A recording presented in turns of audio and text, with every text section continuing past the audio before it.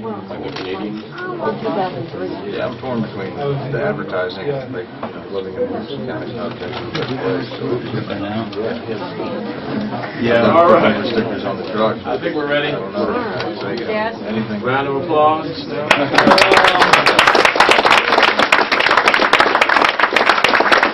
All right. Well, I'd like to thank everybody for coming out tonight. I know sometimes it's hard to get away from the family and come down and visit us here at the bookstore. But it's really great for you all to be here. This is what it's all about, building community and getting out and shaking hands and letting everybody know that we're together in this fight. And so, tonight I want to introduce Barry. If you don't know, Barry's law enforcement career has spanned 8 years. His talents were soon recognized, and he was contacted by the Permian Basin Drug Task Force located in Odessa, Texas, where he participated in joint operations with the ATF, the DEA, the FBI, and U.S. military. According to a former West Texas Drug Task Force boss, Barry Cooper is probably the best narcotics officer in the state and maybe the country, so it makes him well qualified to speak on the drug war tonight. During the course of his 8-year career as a drug enforcement officer, he made more than 800 drug arrests, 50 vehicle seizures, and confiscated over $500,000 in cash and assets. After leaving law enforcement, and this is probably the more of the highlights of his career, Barry Cooper went on to produce and star in the DVD titled Never Get Busted Again, Volume 1, Traffic Stops, and the follow-up, Never Get Busted Again, Volume 2, Never Get Raided. And he has filed as a libertarian candidate for Texas Attorney General. So without further ado, I'd like to welcome the next Texas Attorney General. Woo, yeah. Woo.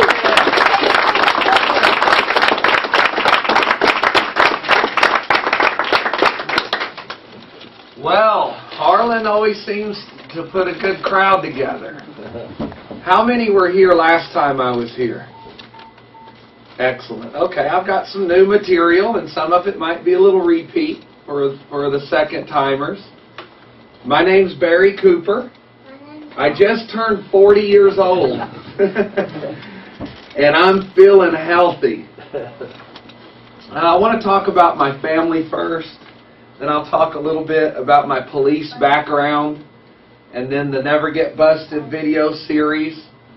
I have a Cop Buster video for you guys to see. How many are familiar with Cop Busters, the reality show? How many have not seen the reality show trailer to it? We're going to show that to you. And then I'll talk to you a little bit about my race for Texas Attorney General. And then it'll be a question and answer session. And fire at me whatever you want. My family. This is my beautiful wife, Candy. Stand up, babe.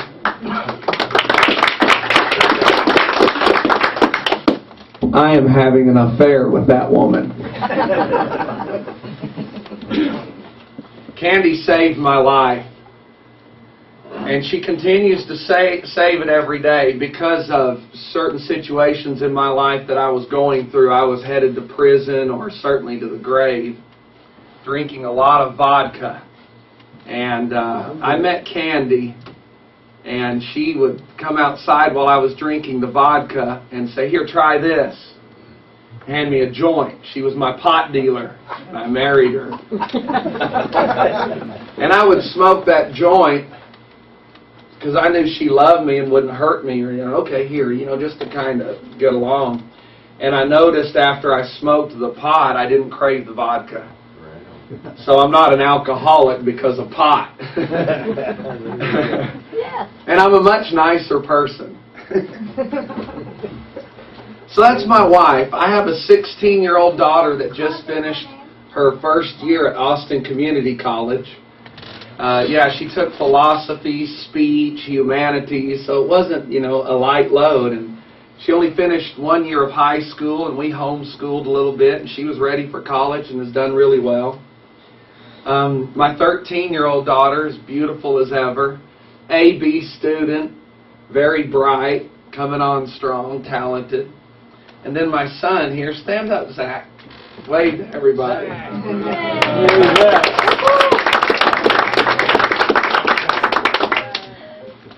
Zach is, they diagnose 1 in every 151 born children in the U.S. now with autism.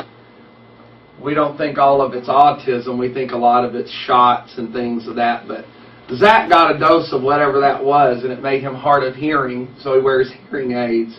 And he loves to talk. So after this is dismissed, he'll do more politicking than I. Everybody loves Zach, and he loves everybody. He just said, I love David. That's his biological father. We all raise him together. You know, it's 2009 and people need to learn how to do that, work in the mixed families. So my police background, Harlan explained to you guys that I was one of our nation's top drug enforcement officers. Can you all hear me in the back? Excellent.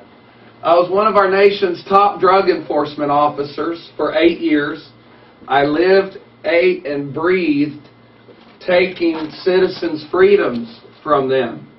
And I believed what I was doing was right, and I wound up being one of the best at it. The reason I thought I was right, my parents raised me to believe that anybody that smoked pot or did cocaine or any drugs or broke the law, basically, were evil people. You got to understand, my father's a Vietnam War veteran, and he still doesn't get all of this. So even our freedom fighters don't understand that the legalization of these drugs is a freedom issue. It's not just a pot issue. So I was trained to arrest citizens, take their freedom from them, all the while thinking I was doing right. My parents taught me that. The schools I went to reinforced it. The church I went to, called it a sin and reinforced it. So I went after people really hard, not realizing what freedom meant and what it was about. I was a young man at that time, and I hadn't lived life, and life brings forward tragedies that help bring compassion into somebody's life. So when you're that young with that much power and you don't understand what it's like going through a tragedy, you start causing tragedy on others in the name of this crazy drug war. Well, I got so good at it, they started sending me across academies in Texas, teaching the tools of my trade, how to harm civilians. So I soon realized that the danger and the harm I was causing these families like y'all, crashing into your house at 3 in the morning with 10 or 15 other men all hopped up on adrenaline. Hell, we might as well been on crack, and we terrorize and scare you to where those people are still having nightmares from when I used to go into their house. And then I'd rip them away from their kids. Here I'm 21. My little kids are like this. I don't know what it's like to look in the eyes of my kids being separated from me, but I know what it looks like in the eyes of the other parents. That's happening tonight in America. So sending the children away to Department of Human Services and putting mom and dad in jail for a bag of pot, that's more harm than the pot, if we had just left the pot in there. And that goes with cocaine, heroin, and methamphetamine as well. We dose millions of citizens every day with methamphetamine and heroin. And they don't go out and rape and kill and rob and steal. And we got millions of our little kids on Ritalin and Adderall, which is methamphetamine. And I don't agree with prescribing our kids that much methamphetamine, but that seems to be the trend. But the point is, these kids are taking methamphetamine, and they're not robbing, killing, and stealing. The same with heroin. People take millions of doses of that every day in the form of hydrocodone and oxycontin. That's heroin. That's an opiate. So, Americans are smart. You're not stupid. You don't need people thousands of miles away with white hair dictating laws to us and then sending guys like me into your house to destroy your life to enforce those crazy laws because they don't think you know how to act, or they don't think you know how when to stop doing a certain drug. They think they have to regulate that. So I realized all this craziness. Did you know one of the biggest arguments they use for this war on drugs is to protect the children? We have 1.5 million kids now without one or both parents because one or both of their parents are sitting out a prison sentence. 1.5 million kids without their father or their mother. I hurt for those prisoners. I can hear the doors opening on those prisons. That's our mission. Never Get Busted's goal, that's our website, Copbusters' goal, and electbarrycooper.com. That mission has not changed. And that's to go get those prisoners out, the nonviolent prisoners. We're in America and we've got prisoners of war, kids and daughters and sons and mothers and fathers. It's crazy. It's sad. It can drive you a little crazy if you're not careful with getting too caught up emotionally in really what's going on. So that's our driving force. All of that experience and knowledge that I gained arresting citizens, I put in these two videos. Candy and I released this one. Attorneys could not tell us if we were going to get indicted or not when we released this 2.5 years ago. And I said, well, you know what? I'm releasing it anyway. And then all the college Harvard lawyers, once it released it and it hit over 200 newspapers overnight, they did the research, and we're protected under the First Amendment. Information should never be illegal. Yes. Yeah. Yes. So when Candy and I released this, it sparked a wave of media interviews. We had a media analyst call, and we've had more press than any activist since the 60s. So we got really lucky, blessed, whatever you want to call it. This film created a platform for us to help get the prisoners out. In this film, I have actual drug arrests that I made on the side of the highway. And I took that video when I left as a cop. And I put it on here. And then I would freeze frame it and I'd say, okay, you notice the driver just touched his hand to his head? That's what cued me that he was lying. And I freeze frame and I teach what not to do. You know, if you got a stash hidden somewhere. This also was the first attempt to expose false alerts. I've got an actual canine false alerting on drugs. Cops do that. They make their dog false alert if you refuse consent. And then when the dog alerts, you have to let them search the car. So I proved that here as well. I teach how not to be profiled. There's a nice search and seizure section in it. Zach wanted to say something. So we released that. And Candy and I traveled around. We were on Geraldo Rivera, the morning show, and they were trying to beat us up in the media. Yeah. All of those interviews are on the nevergetbusted.com website in the preview section. And we held our ground. It wasn't popular. We weren't popular 2.5 years ago.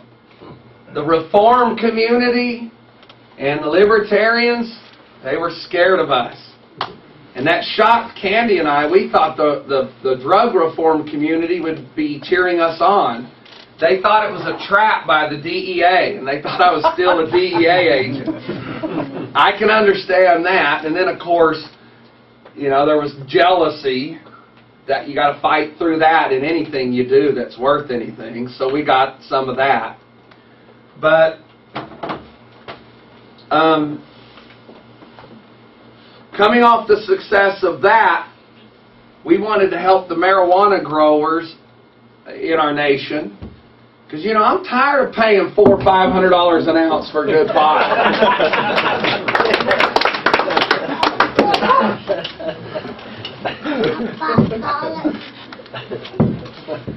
So, this video, Candy stars in this.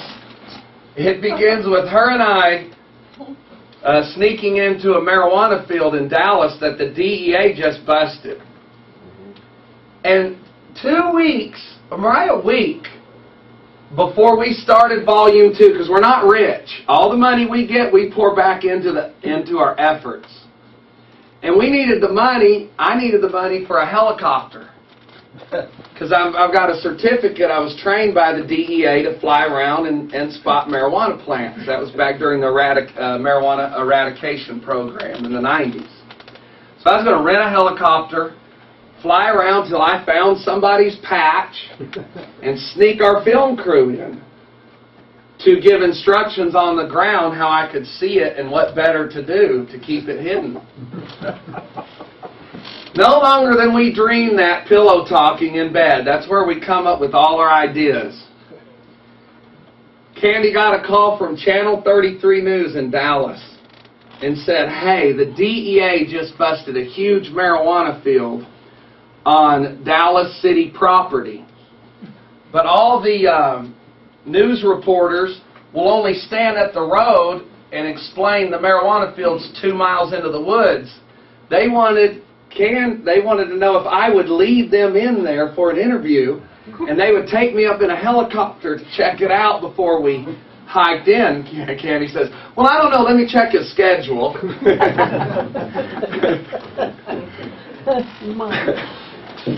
So there was our helicopter gas. It was free, and that's the first chapter on this video.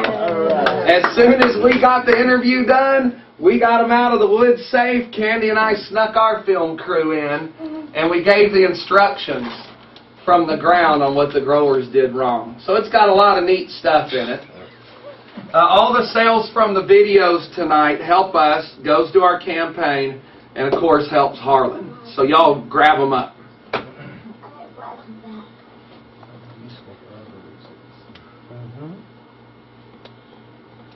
Okay.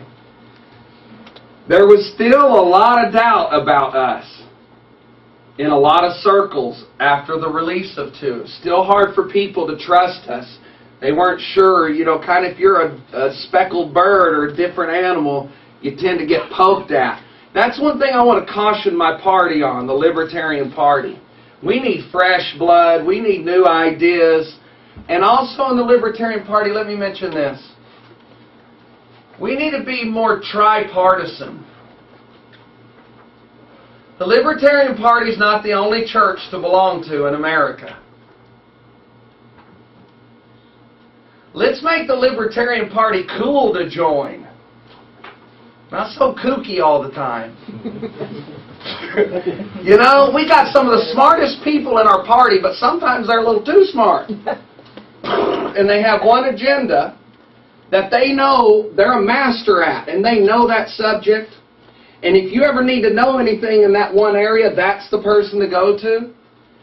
But for some reason, the Libertarians that have that one branch they're expert in, if you don't agree with everything inside that expert circle of theirs, cut off.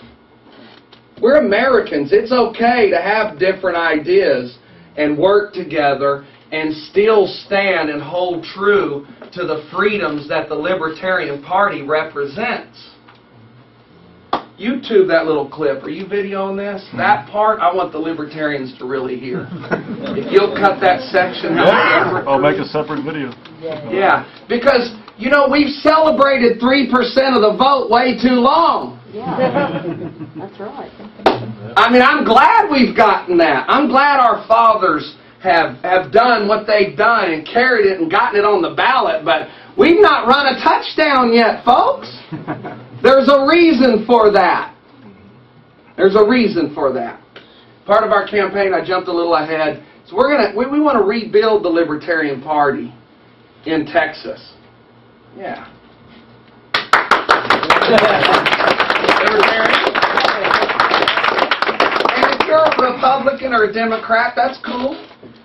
You know, just as long, if you are a Democrat or a Republican and you start talking about, you know, taking people's freedoms, then we're going to stand, bro.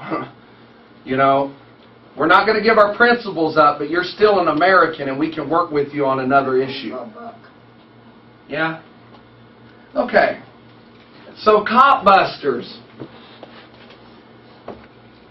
After these videos have been released, every day my BlackBerry lights up with anywhere from 20 to 50 emails, and it still does it.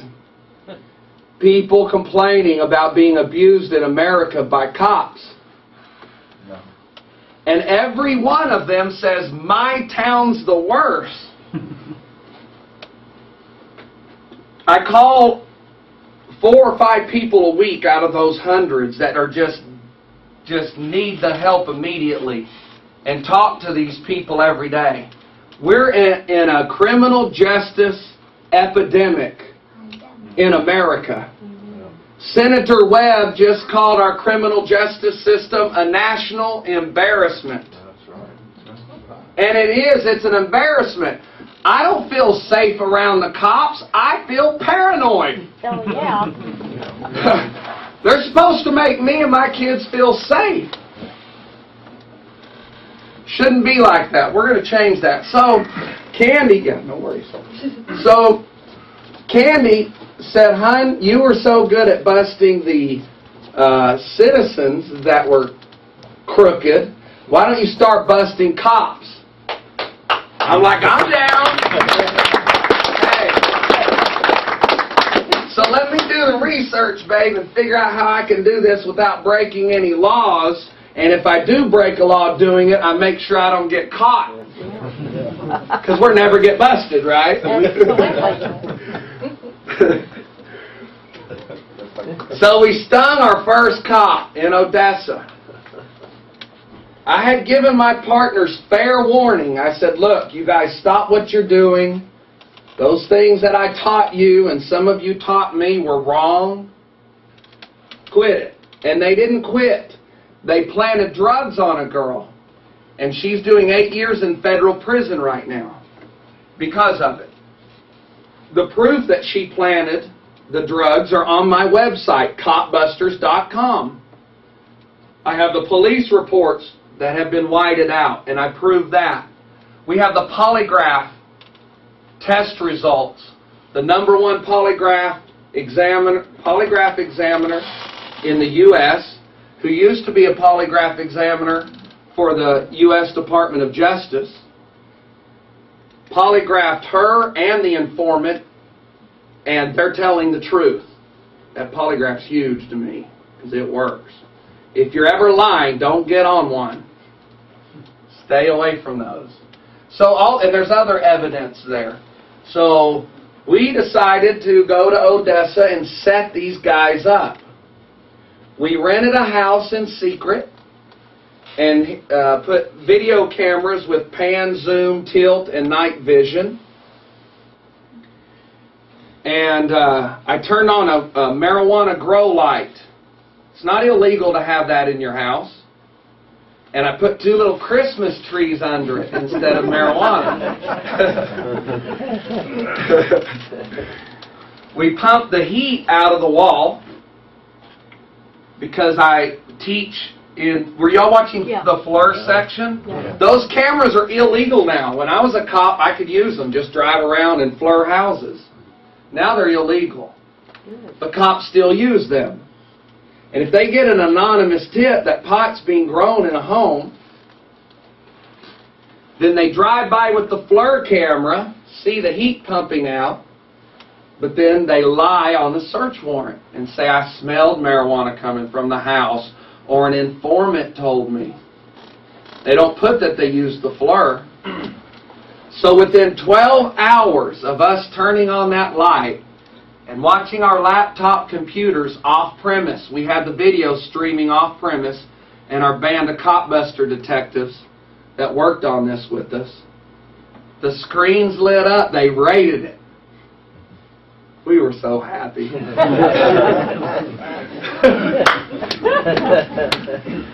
I couldn't believe how easy it was.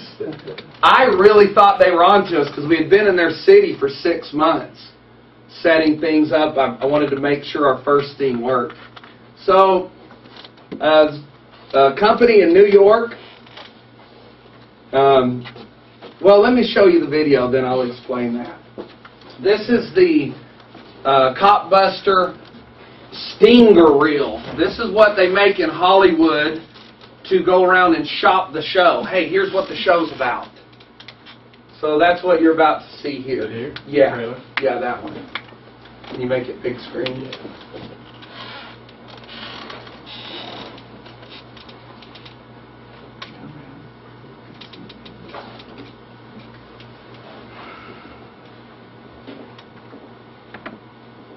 Oh, you got to be 18 to see that. YouTube flagged it. It's weird.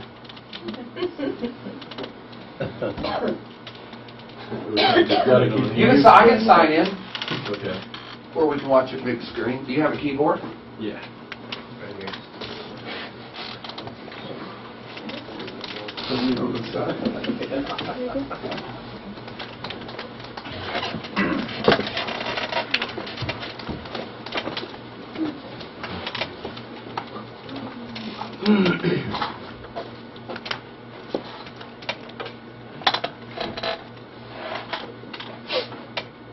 I think that's right back over here. Okay. No? Changed it, remember? Okay. Try that one. Oh, what Hey, happened? hang on a minute.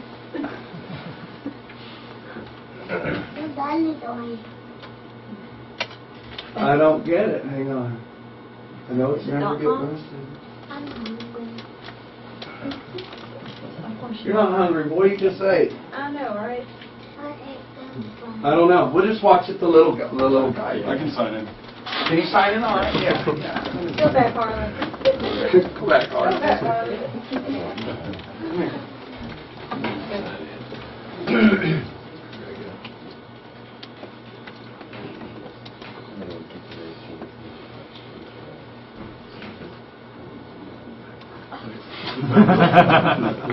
Well, sure, been up when you were a kid.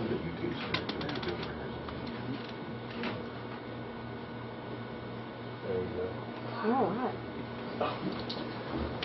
Confirmed birthday. Well, now we know you're at least 18. It's a lie. Many because of corrupt cops. Do you have a search warrant? Former narcotics officer Barry Cooper made hundreds of arrests until one day he realized his well-meaning efforts were being used to fill profitable private prisons with men and women who in many cases were innocent or simply caught in the wrong place at the wrong time. 200 years old our country is, and we've had bad policy in the past, and this is no different. The war on drugs, especially marijuana, is a bad It was on this day that a detective who once wore a badge decided that one man could make a difference, and the cop busters were born. I'm doing this for the million non-violent drug prisoners we have in prison right now. This Lone Star Justice Squad of law-abiding patriots is set out to turn the table on those cops who took the oath to protect but sold out for personal gain.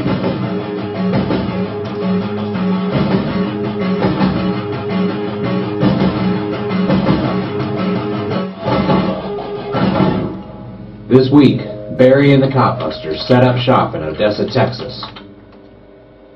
Free Yolanda. Y'all planted drugs on Yolanda, and we're going to get her released and get the crooked cops busted.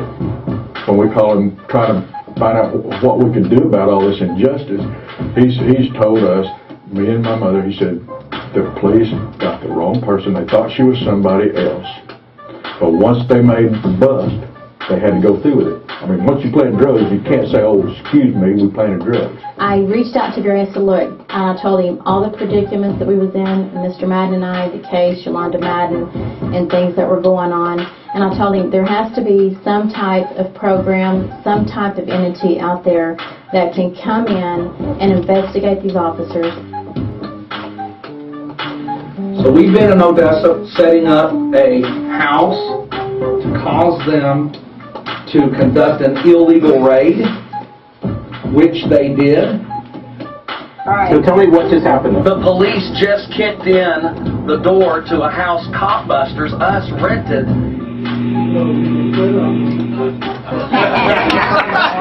grow light and put 2 little Christmas trees under it in potting soil, like we're growing little Christmas trees. And I guess they thought it was a grow room for marijuana. It was a trap we set, and it worked. The police searched what they believed to be a marijuana grow house. It turned out to be a phony setup by a reality show called Copbusters, and the whole situation just won't go away. We're just going out. We're just about to leave. Hey, I'm Gary Cooper with Copbusters. Why are you in my house?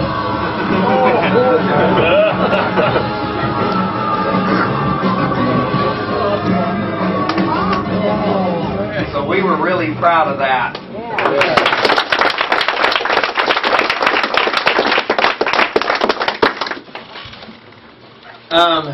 So they're currently taking this sizzle reel. I signed with a company in New York, Candy and I did, and they're taking it to the broadcasters to see who wants to buy it.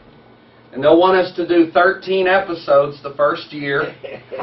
Yeah. It's not enough. Yeah. And then there was a writer in Hollywood that heard a National Public Radio interview that I had done. He wrote a script. Fox Studios loved it. And they're pitching a 60-minute drama like Nip Tuck about our lives. So we've got 2 deals working. Now, I told you that to tell you this. I don't have time to go through Harvard or even UT here to get the clout needed to win a seat as Texas Attorney General. I'm as good in court as any lawyer. I do all my own pro se stuff, and I'm good at it. Friends with many, many, many lawyers in Texas. In fact, Candy and I just got back from Houston 2 weeks ago. I taught a class to the Texas Criminal Defense Attorneys Association on canine false alerts. So, we're going to use the fame and the money of these copbuster stings, along with a grassroots jury nullification campaign across Texas. That will give us the clout and the cash we need to get some things changed.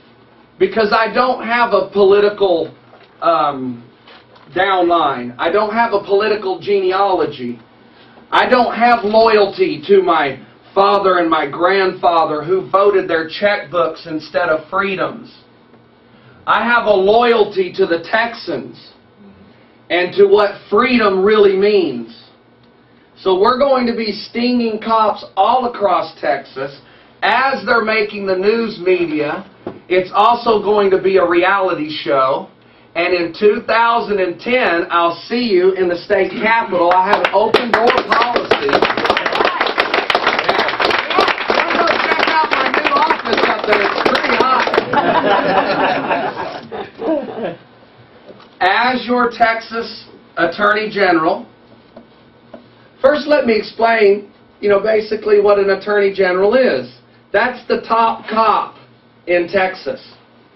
He's the one who sets the attitude, the altitude, the latitude, the longitude, the heights and the depths of what law enforcement will look like for that state or the country.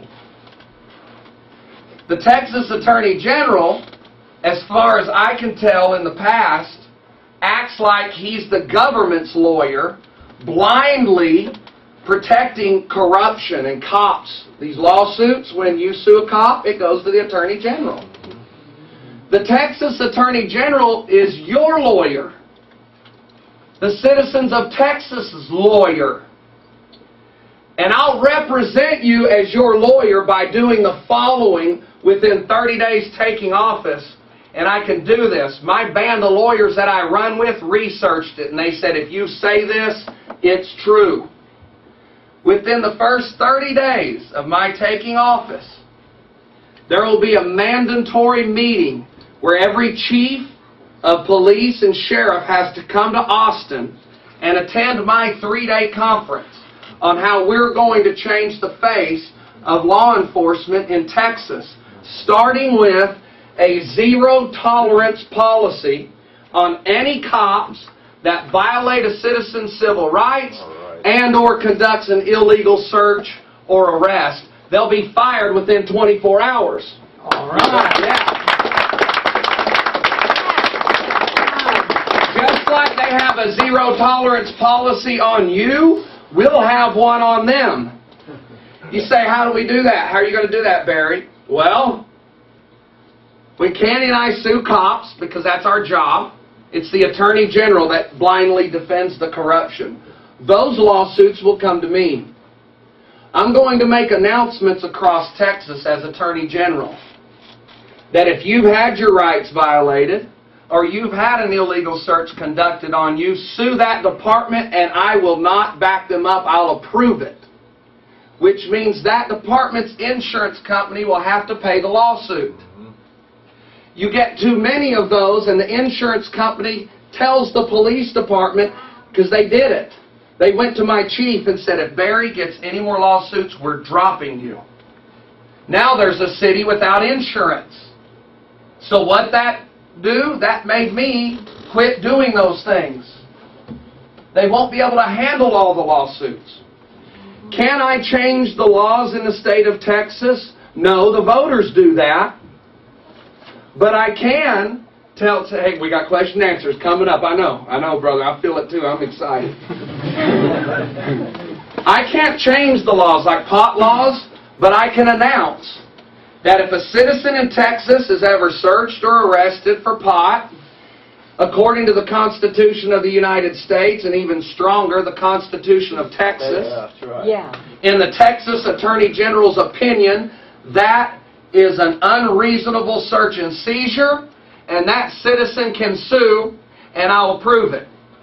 That will eliminate these 830,000 pot arrests a year that our country does, Texas doing a large majority of those. I'm also going to make sure that every police officer has a real class in compassion training. You know how they have to be shot with the taser? To carry a taser? They're going to have to spend at least a night, 2 or 3 in jail. Not in population. I don't want them to get hurt. But I want them to see what it feels like before they're just so quick to snap the cuffs on somebody and take their freedom from them with zero compassion. Has anybody ever seen Idiocracy? Oh, yeah. Love it. And those cops have them with the dog catcher thing? That's what it really looks like out here almost. They just don't have that yet. It's insane. You know it takes a special person today to be a cop? It takes a person that doesn't have compassion because they're operating under a corrupt system. So that if there's a system of corruption, and only certain people are going to be drawn to that. Yep. Your good people are not in the police departments right now. They're not sitting there in judge robes and prosecutors. It's horrible. They're crazy. Yep. You hear me? They're really crazy. It's so un-American. So where was I at? Question and answers. Okay, you The first. largest voting bloc in the country is prisoners and their families. And if the word ever got out about what you're doing in that voting bloc, you'd be the next Attorney General. He brings up a good point. He said that a large voting bloc are prisoners. He's exactly right. The man... Their families. And their Their families. Yeah, and their families. The biggest voting block is what he said. Yes. I read a book by the little numbers guy that ran Bill Clinton's campaign that identified soccer moms. What's the name of that book? What's the name of the guy? Penn. Some Penn. And you're right. In that book, there's 72 groups of people that he said if you can target and get to vote for you, you'll win. And he also said, you know, if you're a business and want to make money, appeal to them. One group was homeschooling, you know, because that's really getting popular. The other group is the 700,000 citizens and their family members that we release every year from a cage.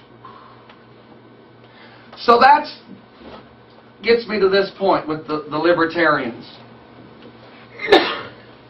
Our older libertarians are going to have to turn loose of some ground and let some younger people step up.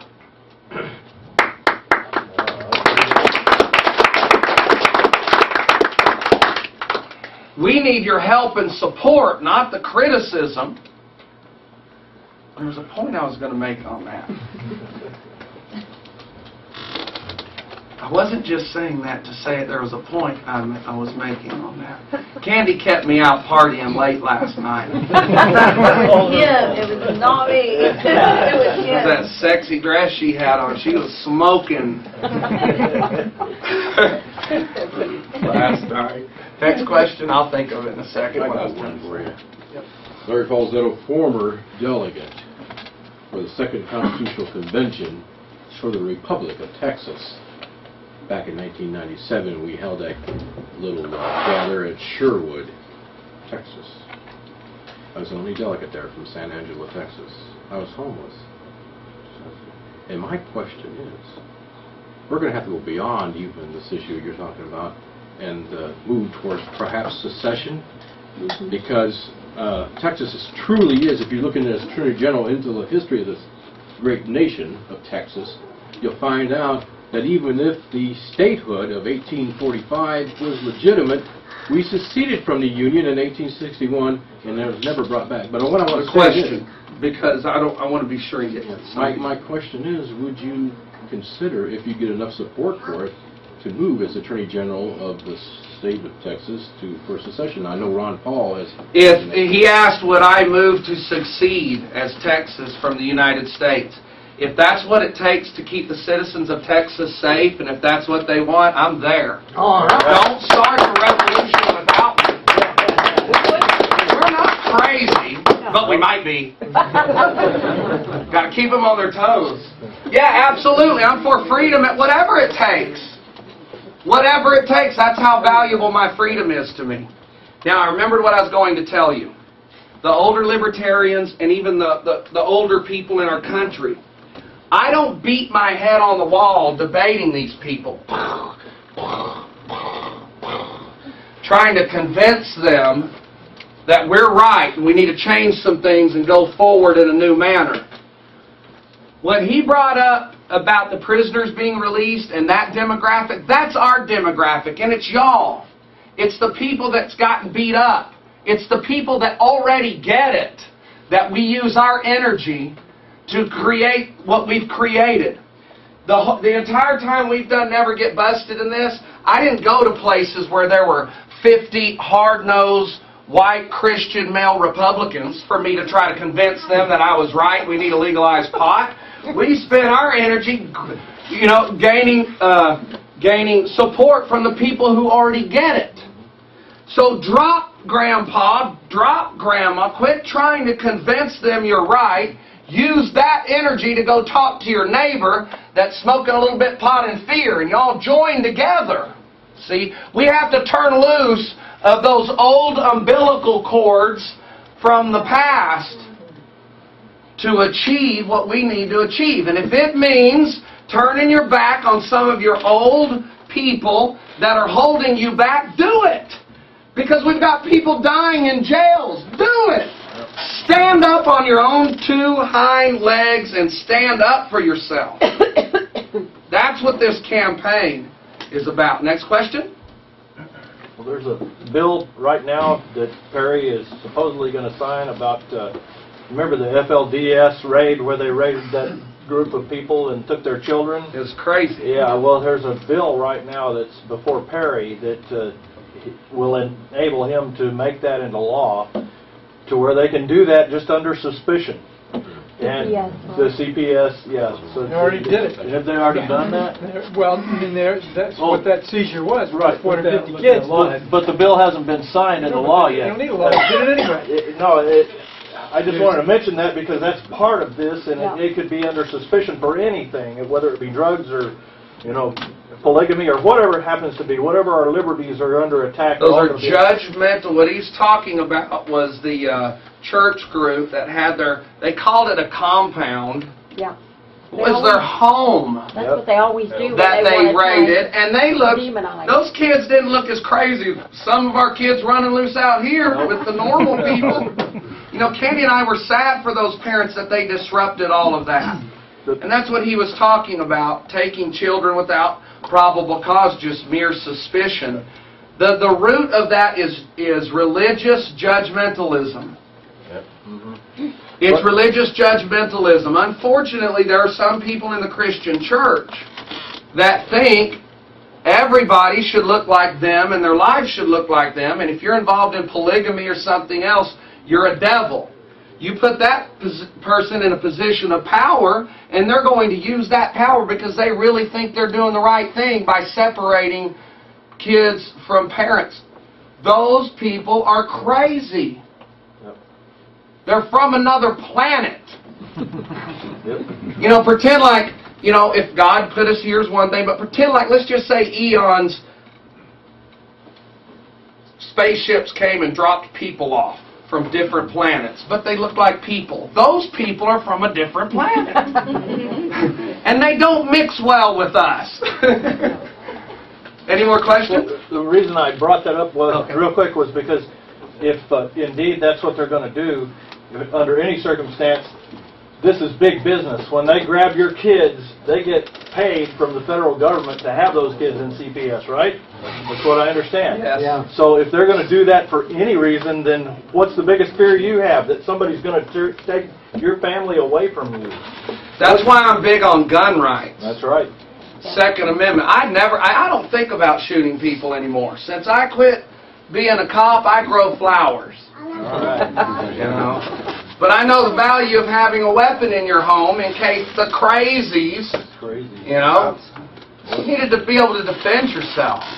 As your Attorney General in Texas, by the way, I'm going to invite the ATF out of here. All right. And allow state voters to decide what gun laws they want. And allow them to decide what gun laws they want enforced.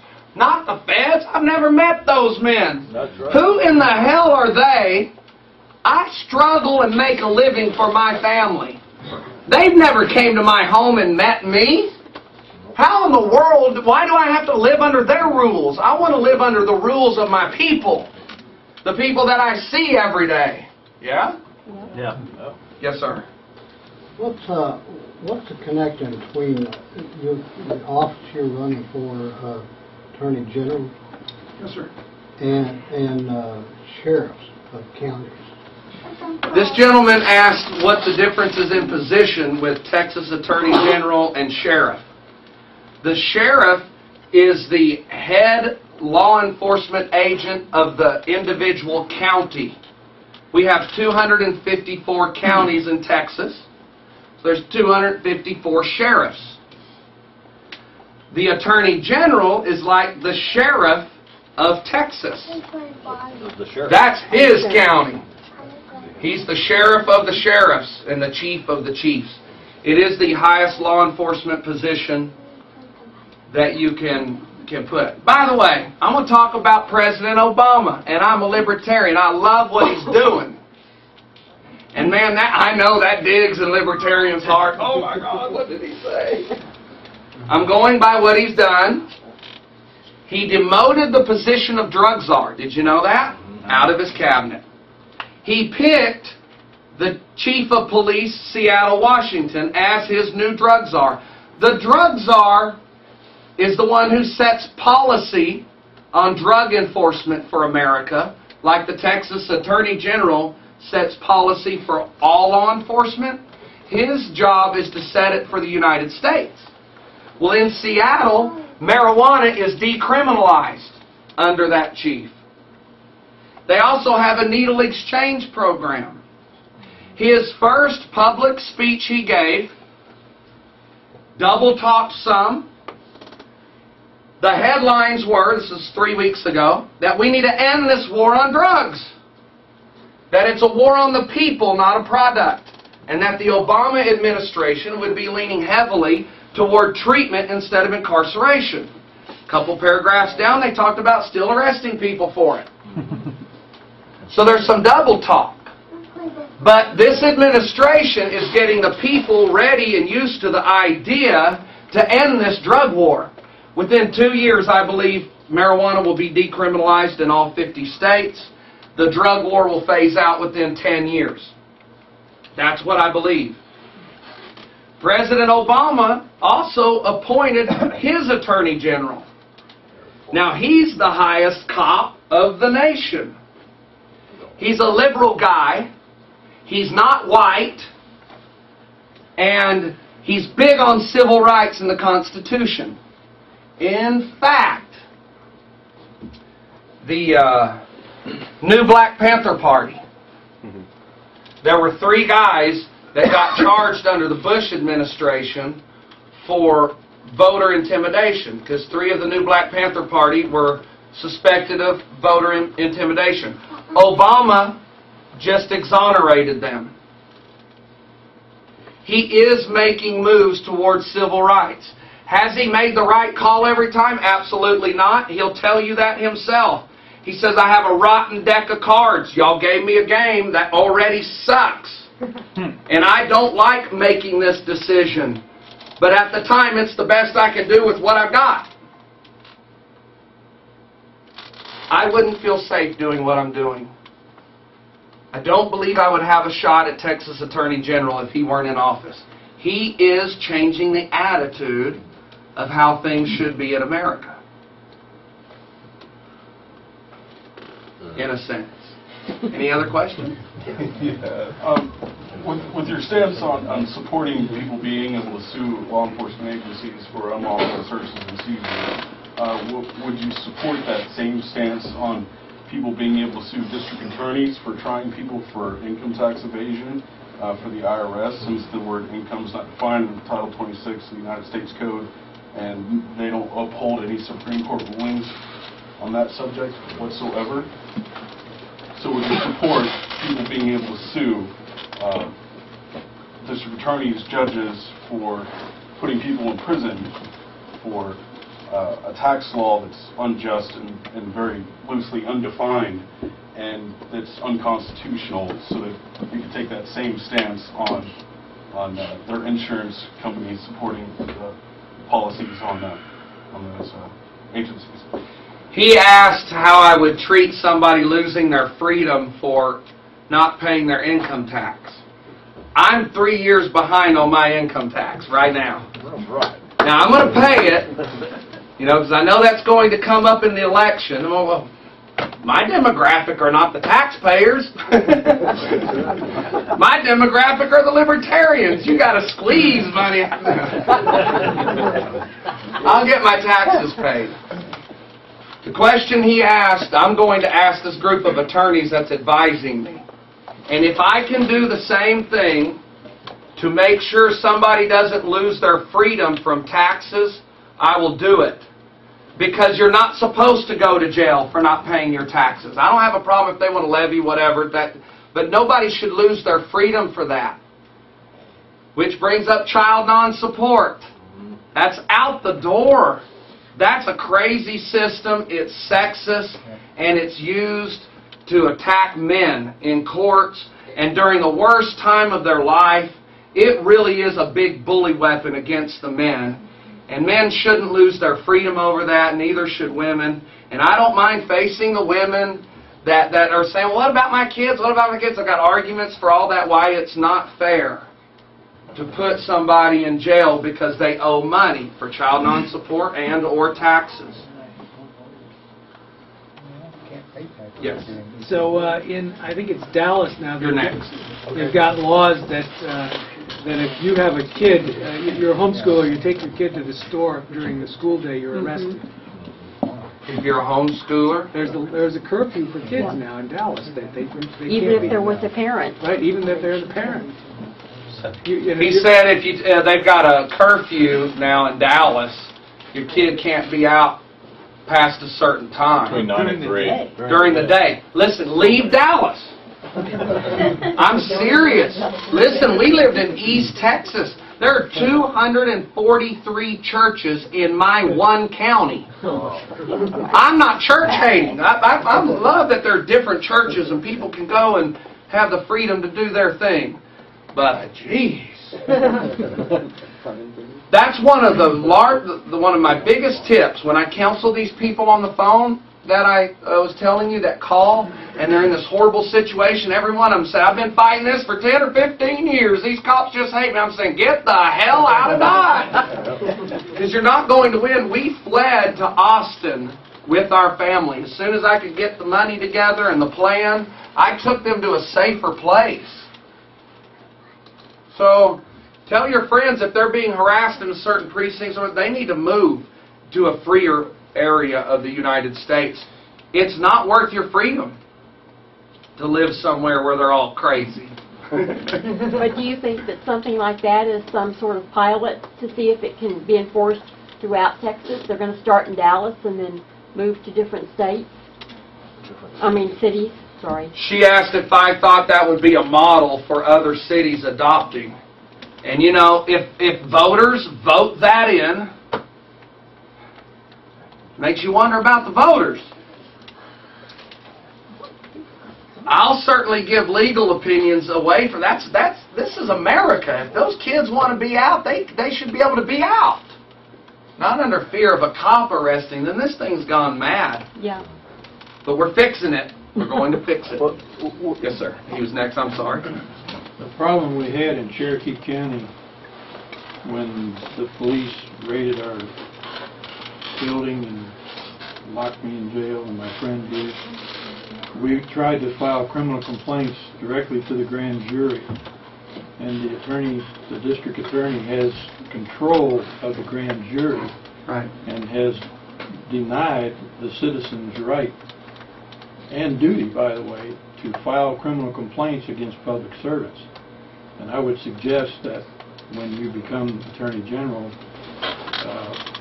make a point of allowing the citizens to file complaints in each county against public officials and bar the district attorneys from blocking that.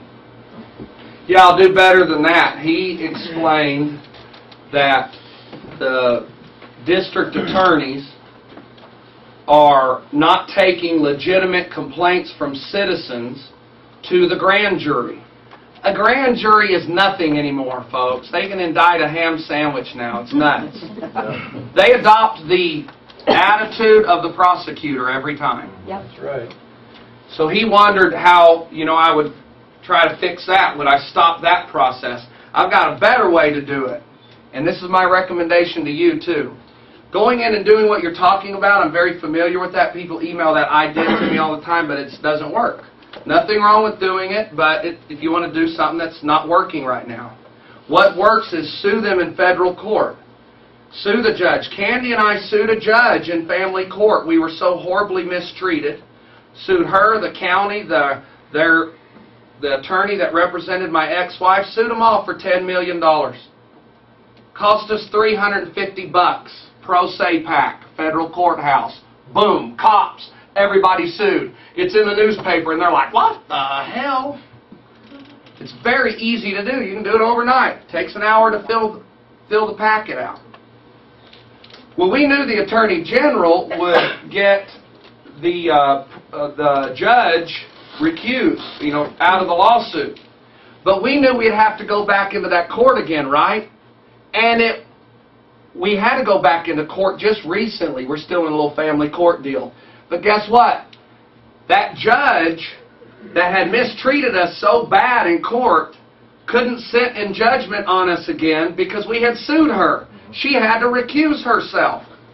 Another thing a lawsuit does is it puts an umbrella of protection over you in the precinct you're in or the jurisdiction you're in, because every cop knows that you sued that police agency and have a federal court lawsuit pending, so any attacks on you after that look like harassment. We're doing volume 3, and one of the chapters is how to sue a cop for under $500.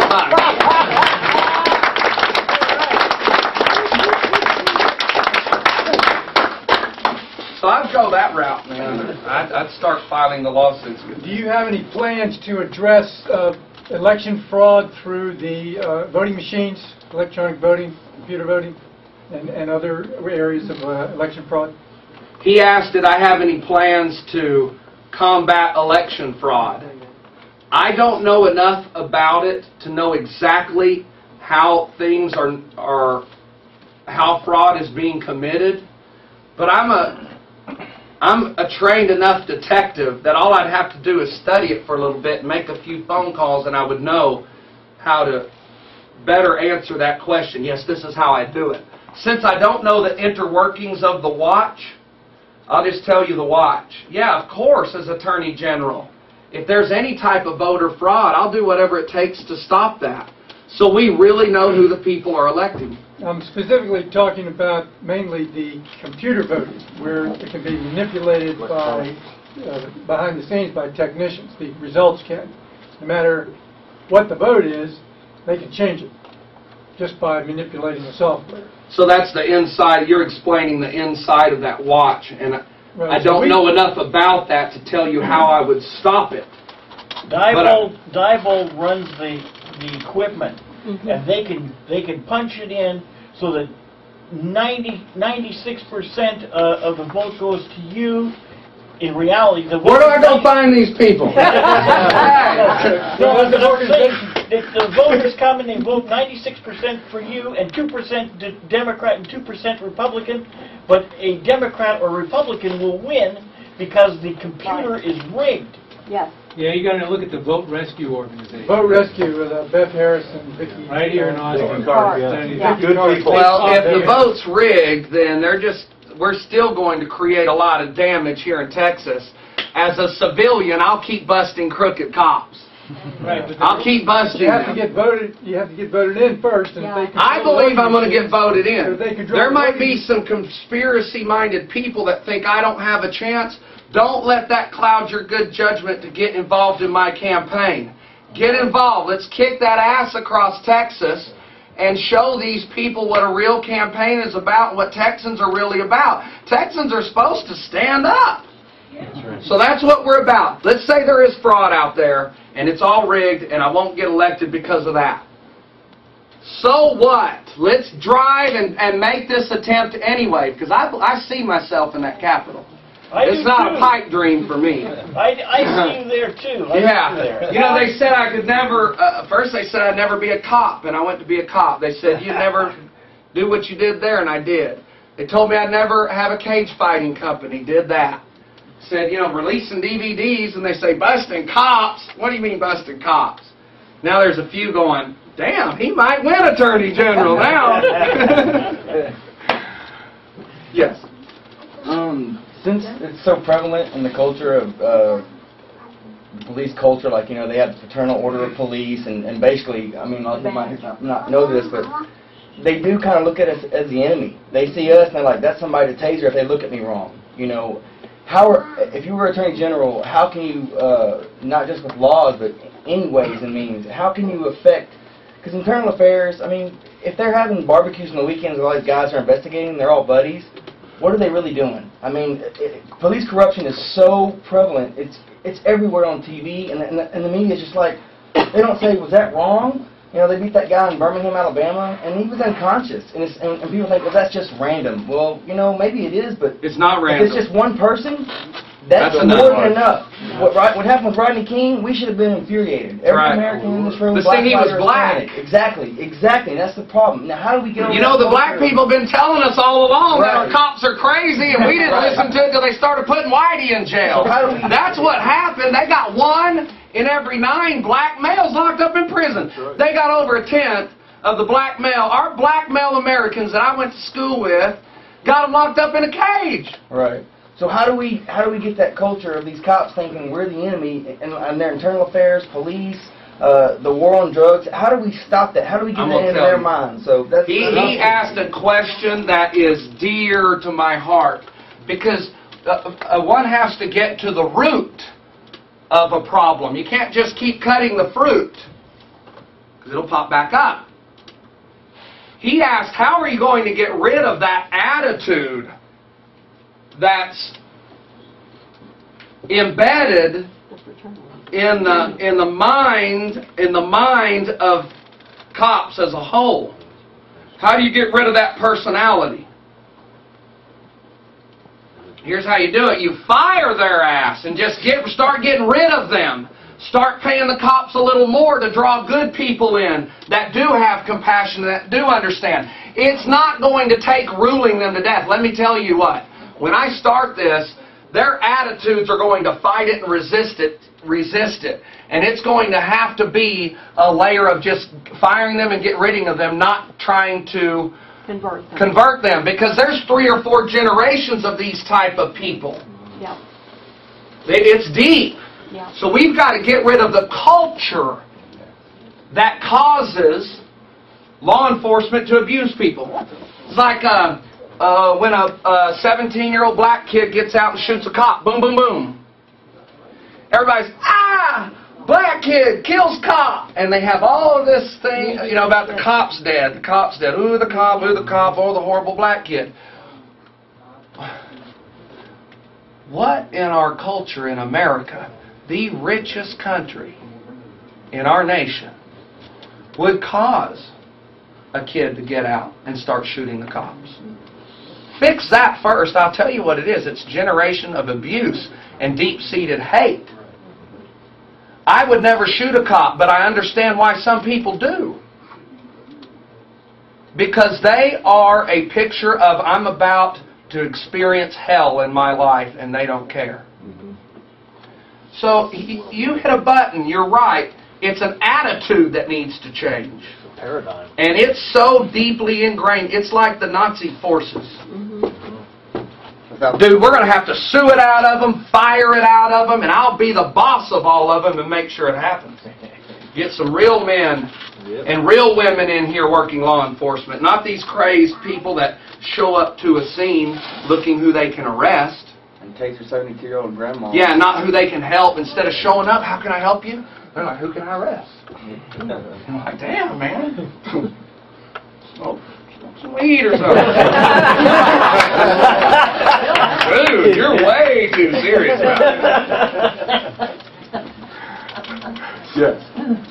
I think part of getting at the root of the problem is where these cops are going out and enforcing these laws and getting a similar program which is talking about busting the cops, busting the council people, and the councils that make the laws in the cities.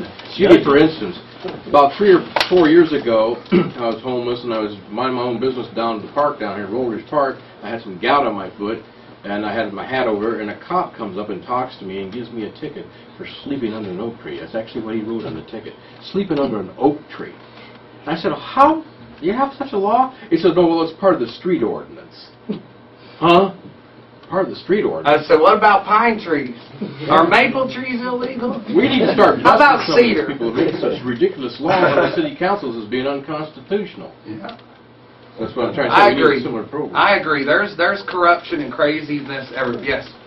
I shouldn't ask this, but because I'm not an attorney, I'm asking just as a question. Under what authority does government have the right or ability to prohibit anything? Because my understanding is under common law there must be a victim. He asked a good question. Under what authority does the government have to prohibit anything? They have the authority to do what our parents and grandparents and the older people of this country allowed them to do because they got caught up voting their checkbooks instead of their freedoms. They slipped it in on us. Harry Anslinger in 1937, he was the prohibition, one of the high law enforcement guys that fought alcohol prohibition. Well, it took a constitutional amendment to prohibit alcohol. Well, when we realized that my grandparents couldn't go to Jack Daniels and get their booze anymore and they were going to Al Capone to get it, kind of like I'd rather go to Marlboro and get my pot cigarette, but I've got to meet the cartel member and give him my cash. Because prohibition never, ever stops the demand. It only changes the supplier. So Harry Anslinger in 1937, needing a job, gave a 30-minute commentation on why marijuana should be illegal, and here's a direct quote. There are over 100,000 marijuana users in this nation. Marijuana should be illegal because it often causes white women to seek relations with Negroes and is responsible for satanic music such as swing and jazz. Yeah, and a statement in there about the degenerate races.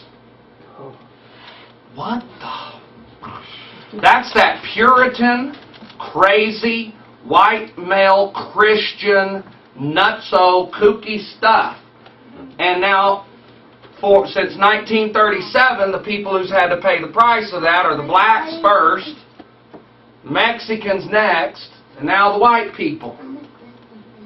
Because they let an idiot get in there and scare them with religion and that craziness. And I'm sorry it ever happened. He needs a kick in the... Yeah. So, it's really difficult for me to listen to old people when they start telling me what I should do. We need the old people's money. We do. Turn loose of some of the money and give it to us where we can run a campaign. Not just us, but some of these other freedom fighters out here. We don't need a yak, yak, yak, yak, yak, yak, come on, yak, yak, yak, yak. Y'all yak the country into what it is now. You know? Don't be discouraged. Not all old people. Not anybody in here. I'm not talking about anybody in here. That's right. Right. I'm not. I'm not. We're the machine of this country. I'm talking about the old gray-haired, pompous type that are kind of walking around like this now, as they should. Any other questions? I have time for one more, then I got to get home.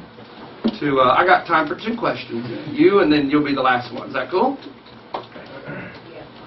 Oh yeah, and I'll be signing your DVDs if you like up here when we're done. Yeah, man. What do you need from us? You know, tell us the top 2 or 3 things we can do to help you just right away. This gentleman asked, "What do you need from us? What are the top 2 things or 3 things you can do to help us right away?" Well, of course, money is always good. It takes a smart businessman to understand that, and I'll be the first one to say we can't win this without money. And I'm good with money, and I know how to use it effectively. There's the fruit of not many dollars, and we banged it through America. Probably the number 2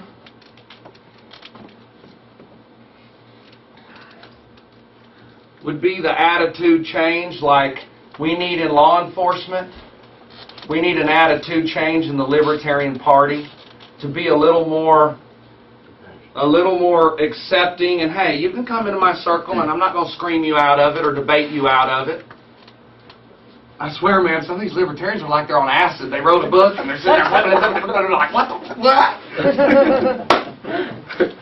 So a real attitude change in our party, so it'll be attractive to people like my wife and I. We went to some of the conventions and like, wow, man, there was no cool people hanging out. You know? It's because we tend to run those away from our little pets. So that attitude. And then number 3, vote for me, man.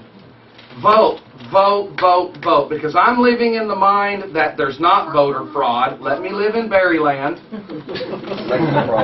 And vote for me, vote for me, vote for me. I'll do you a good job. Not so much voter fraud, but election fraud. Yeah, election fraud. Yeah, good distinguishment there. Yes. Okay, final question. As Attorney General, can you in any way influence the training programs that will, help the incoming officers that will no doubt follow these mass firings you're planning? Yeah, he asked, would we be involved in the training of the new recruits? Absolutely. I've taught in police academies already across the state of Texas, and they need a dose of this, compassion, things of that nature. And what's so nice about this, the massive firings that will take place, there are people that I talk to, they're good people that want to go be a cop, but they won't because their freedom issues won't allow them to because it's so nuts. Those people will be the ones enraged to it and say, hey, I'll be a cop under Chief Barry Cooper where I can get out here and fight real crime, keep child molesters where they need to be, people that rape women where they need to be. I got a lot of respect for prisons because there are some animals, that I wish they weren't in a cage. I don't wish anybody to be in a cage, but for our safety, they really need to be. Okay. All right. Thank you.